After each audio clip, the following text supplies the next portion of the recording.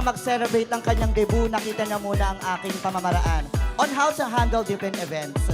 Until na sinabi na, Sir Giro, gusto ko may paganyan din.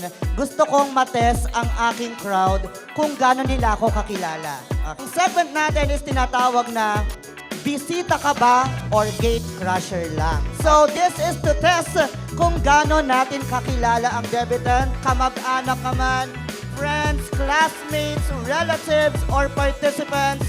You are about to answer the different questions all about the debutant. I-check natin ang ating mga table numbers. Yan, may mga number na magre-represent dyan. Lahat ng nasa table number na yan, you are going to pick one representative to answer the question. Kinakailangan masagot ng tama because sa kanila nakasalalay ang dinner ninyo.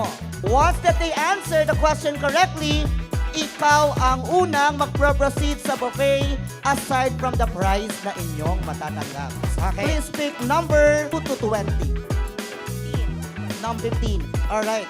So, please pick one representative to answer the question. Pangalan po, Mami? Raylene Mata. Okay, Ma'am. Kayo ba ay bisita or gate crusher lamang? Tita.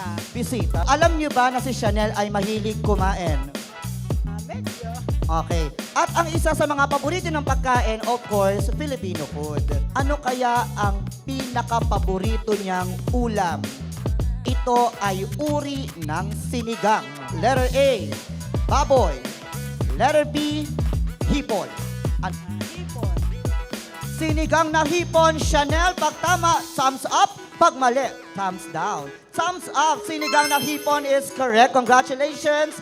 Bigyan natin ng prize. At ang table number 15, ang unang mag-proceed sa ating buffet mamaya. Ayan. Speak numbers from numbers 2 to 20. 11. Number 11, Maribel, ang tanong, ikaw ba ay bisita o gate crusher lang? Bisita. So you should answer the question. Anong flavor ng mga juice ang paborito ng ating debutant? Mango flavor, strawberry flavor, or apple flavor? Strawberry. Thumbs up or thumbs down? Thumbs up. Ayan, okay. So nag-react siya, ibig sabihin talagang kilala.